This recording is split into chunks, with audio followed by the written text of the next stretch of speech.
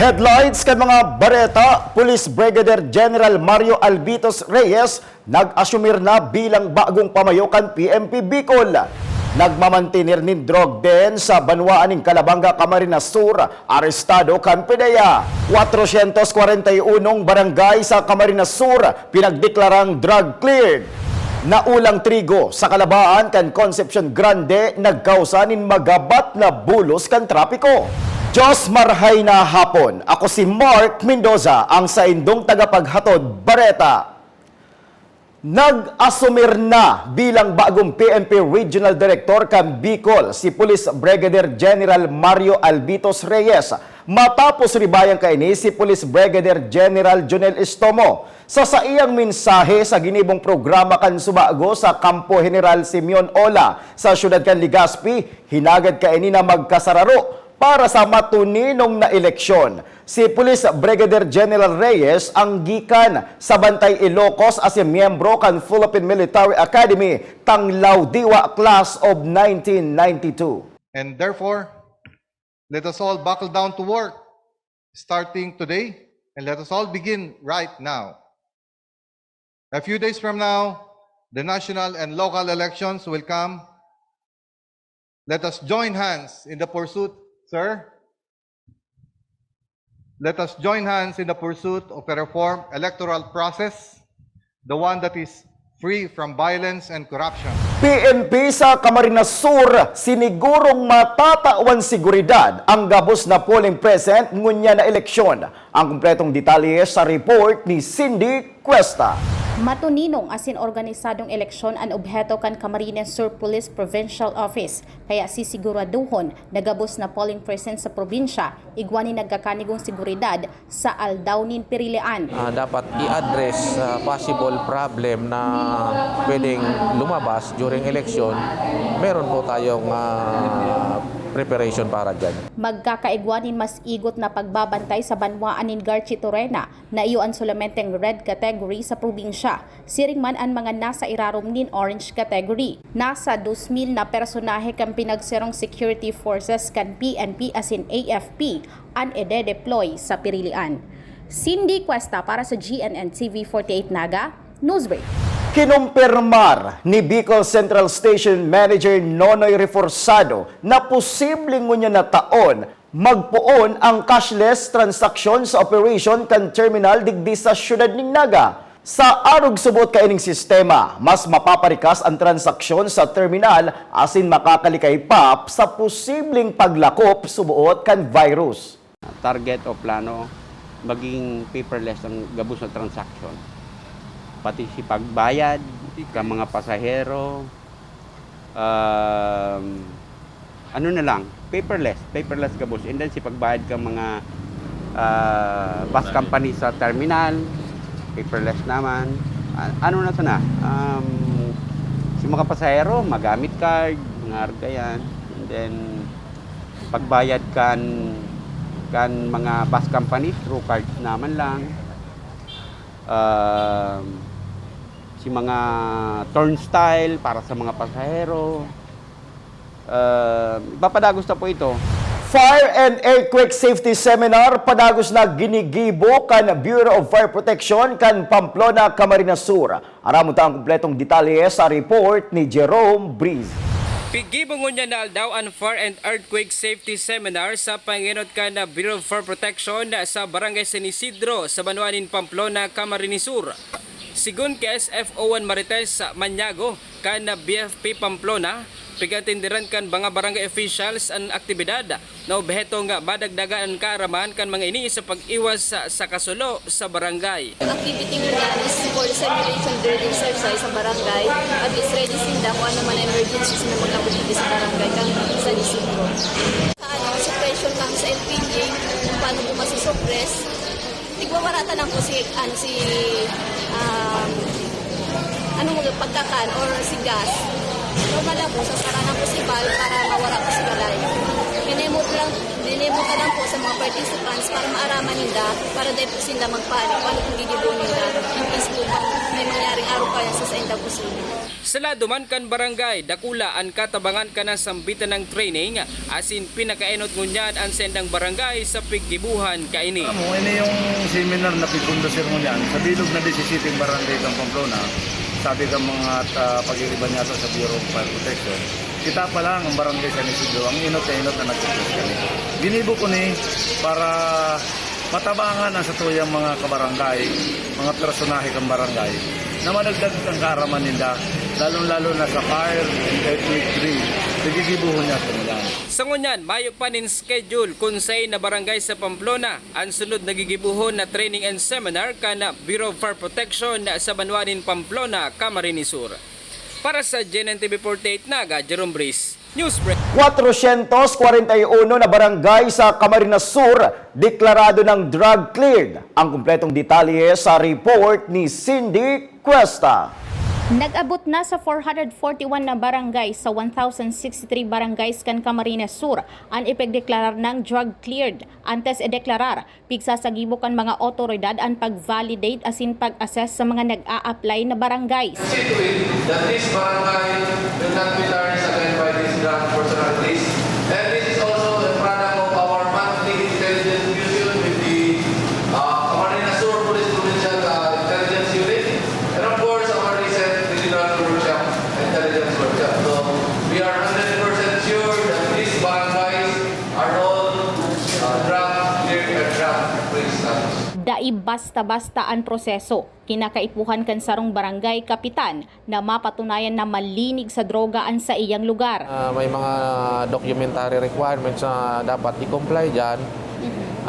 In addition to the intensified conduct of police operation against illegal drugs ng lahat ng municipal police station ng province of Camsor na may mga barangay that are affected ng illegal drugs. Para man sa mga barangay kapitan, dakulang onra para sa sarong lugar na maideklarar na drug cleared. Ang barangay ko po, maipagmamalaki ko po sa Banwaaning Lagunoy dahil drug cleared po. Habok po sindakan drug free. Drug cleared talaga po. Talaga ang dapat dapat na apod ka ining na apod habok po sindakan drug free. Drug cleared po talaga ang dapat ka. Gusto pong sabihin, ang barangay Borabod po sa Lagunoy drug cleared na. Mayo na po ning nagagamit ning droga. Cindy Cuesta para sa GNN TV48 Naga, Newsbreak. Mantinidong hababa ang bilang kan mga nag-ookupar kan pinagtagamang COVID-19 beds sa bilog na Bicol Region. Susog sa Hospital Care Utilization Report ng Department of Health Bicol, 32 sanang higdaan gikan sa 925 ang naggamit. Mantang mayo man naggamit kang ICU beds, asin saro sana ang naggamit kang mechanical ventilator. Sa kabuuan po, ang ating rehiyon, ang mga hospital sa ating rehiyon, ay nakapag-allocate ng 925 beds per COVID at meron lamang pong 32 na nagamit out of these at meron pong natitirang 893 vacant beds. Ito po ay katumbas ng 3.5% utilization rate.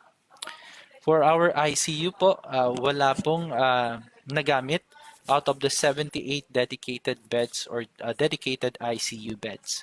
Habang sa ating mga mechanical ventilator po, out of the 114 dedicated mechanical ventilators allocated for COVID, meron lamang pong isang nagamit with 0.9% utilization rate.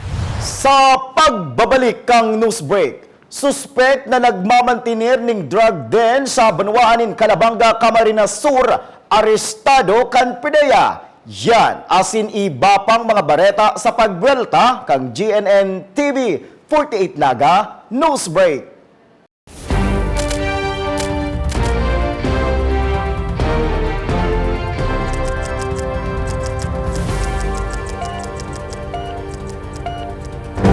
Naghahanap ka ba ng one-day printing? Look for AET Ads. We offer tarpaulin printing, billboards, panflex, laser cutting, and stainless for quality signages and many more. Your signage is the face of your business. Kaya ano pang hinihintay mo? I-level up mo na ang signages at billboard mo. Matatagpuan sa Pabidon 4, Door 5, Panganiban Drive, Naga City, in front of Boy Scout and Girl Scout of the Philippines. Sa Central Branch, located at Barangay Dinaga, Naga City, sa Albay, Barangay Sagpon, Daraga Albay. For inquiries, you may call or text at 205-5322 or 0998-952-7485 and look for Mr. Willis Soliman. AET Ads ka na, your one-day quality printing. Sinaitan seryo maninindugan, sinaitan seryo sa tung kaipuhan. Dakol ng natabangan, yan ang katotohan. Multi-awarded public servant. Sinaitan seryo ibalik sa konseho, sa serbisyo siya aprobado. Sinaitan seryo, determinado sa tungkatuwang sa pag-asenso. Sinaitan seryo, Sinaitan seryo. Nagpuo na po ang kampanya. Ang social media, paano na naman yung mahamis na pangako? Asin mga impormasyon na daita aram kung totoo o dai. Kung sain ng iba, nag-imbento sana. Kaya dapat dai makontento, maging mapanuri. Dapat pag-adalan, mag-research, gamit sana ang credible sources. Kaya dapat pag-isipan. Magigibo talang yan kung tama ang impormasyon na igwa kita. Dahil ka magtubod sa sabi-sabi. Dahil ning maamot na pirilaan, dakulang epekto sa satong futuro. Mga tugang, maging madunong po kita sa pagpili sa maabot na eleksyon. Dapat pag-adalan, pag-isipan.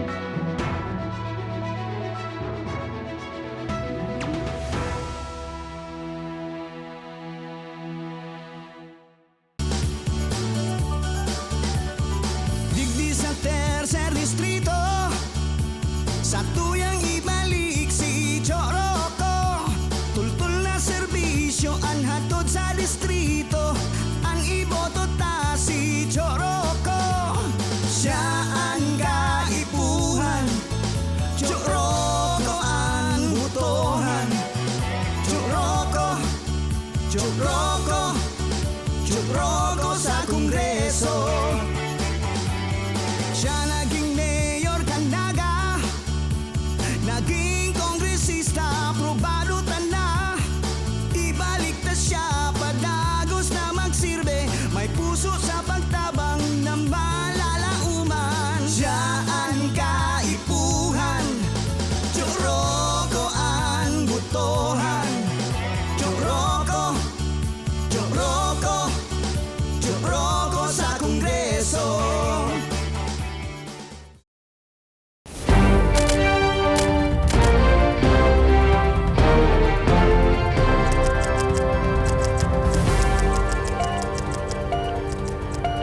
Padago sa mga bareta, tulong aldaw na dry run kan limited face-to-face class sa Camarines Sur National High School nagpuuna. Uyang sa kuyang report. Bigpo na naman ngunyang simana kan Camarines Sur National High School ang tulong aldaw na dry run kan sa indang limited face-to-face class. Alagad, limitado sa na ang pigtugutan kang principal, iyo sana ang igwaning mga laboratory subject. Yaon dyan, tulong section sa junior high school, tuluman na section sa senior high school. Ang sinasabi baga sa muya, dapat itong may laboratory. Kaya for the senior high school, ang pigtauta so SMAW, so EPAS, tapos itong bread and pastry. Ang tulong aldaw kaya subuot na dry run, sigun sa principal, ngani na kun igwaning rimalaso, masolusyonan tulos. Sa advice sa muya, magkaigwa na kami ng dry run ngunyan, ngunyan na tulong aldaw, para sabi kayan, ma-prepare sabihin physically and mentally, emotionally yung mga teacher and estudyante. 20 sana ang kada estudyante na nasa loob kang classroom, parte pa manggiraray sa pagsunod sa minimum health protocols. Asin ang mga taga-syudad ning Naga sana ang pigtugutan nindang mag-atender sa limited face-to-face class. Inisubuot na nagtutubod sinda na dapat nasa alert level 1 na lugar lang ang mag-atender ka na sambitan ng limited face-to-face class. Sa ngunyan, ang pinakadakul dyan na estudyante, nasa 20 sana. Ano po ta 20? Piglimit mi din na ang reaon dyan ay mga taga-Naga pa lang. Siguro mahapot ano taga-Naga sana, ano? May kuyan nga sa Luas nga dai po. Kasi base sa limited face-to-face, tutugutan lang si mga nasa alert level 1. Asin maigot manggiraray ang sa indang pagpapasunod sa minimum health protocols. Sagit pa sana, pigsasara na ang mga ini, kaipuhan daradaran ninda ang vaccination card. Mark Mendoza para sa GNN TV 48 Naga, Newsbreak.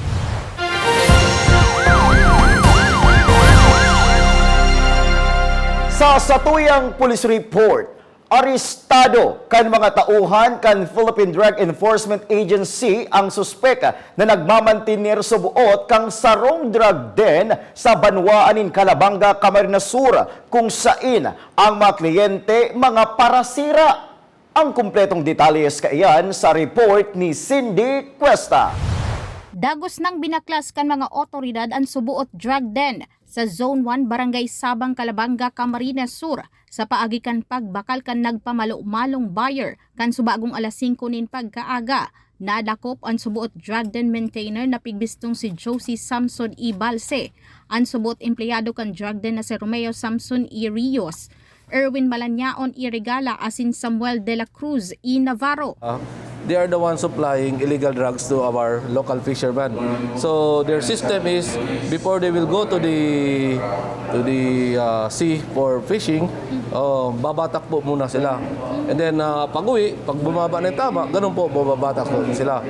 So this also a product of our intelligence build-up base from our previous operation in Calabanga. So locate po natin sila and then for almost 2 months po natin ito trabaho. Kabilugan na si 60 gramo ng pigtutubudan na shabu, anda ko sa mga sospek na igwang kantidad na nasa 400,000 de pesos. Ang drug den, haloy na subuot nag-ooperara sa nasambit na lugar. Since yung pinagkakatiwalaan lang po nila kung sino yung kakilala nila. So luckily po, because of our successful operation previously sa Calabanga, yung mga nahuli natin dati, through their voluntary confession na nakapagsabi po na dito po sila kumukuha ng drugs or dito rin po sila nagbabagsak. Cindy Cuesta para sa GNN TV 48 Naga, Newsbreak. Truck na may kargang trigo nakasabat ng aksidente sa Kalabaan kan tinampo sa Barangay Concepcion Grande. Mga trigo na ula sa tinampo. Aramon ta ang kumpletong detalye sa report ni Jerome Breeze. Nagkausanin magabat na trapiko ang pagbalandra kan nagkaurulang trigo nagikan sa sarong truck sa intersection kan Barangay Concepcion Grande kasubagong aga. Sa inisyal na investigasyon, nabudala na subot kan na sarong bus ang likodan na porsyon kan truck rason tanganing magkaurula ang kargang trigo sa tahaw mismo kan tinampo. Anasambitan ng truck gikan pasabot nin Batangas asin ma-deliver sa nasambitan ng lugar. Sila duman ka na Philippine National Police, particular na sa Mobile Patrol Unit na pinamamayuhan ni Police Lieutenant Colonel Van Layosa.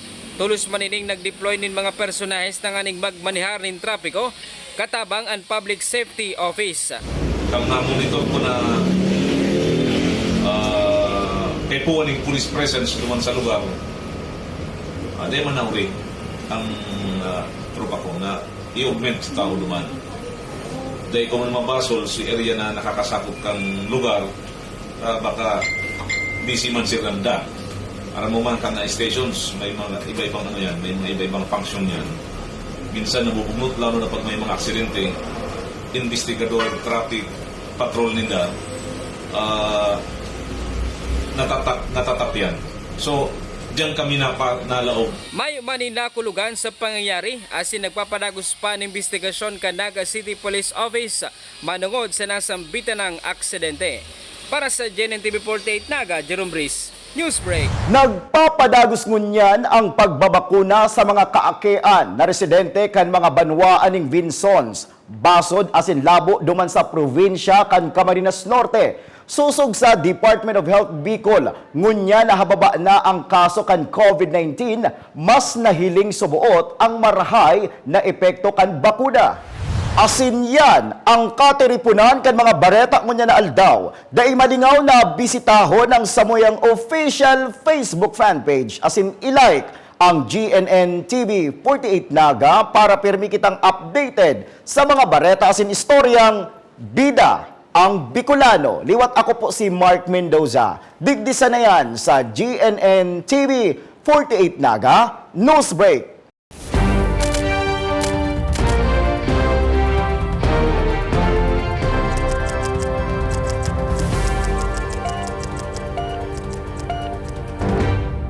Ang programang ini hatod sa to kan transfer in Ninoy and Cory Avenue in front of CBD Terminal, Naga City. Skin Line 11. Every Filipino deserves to be beautiful. Located at Mayon Street, Naga City. Kape ni Manoy. 12-in-1 Superior Blend Herbal Coffee Mix with Energy Booster. Ang kape ng mga Oragon.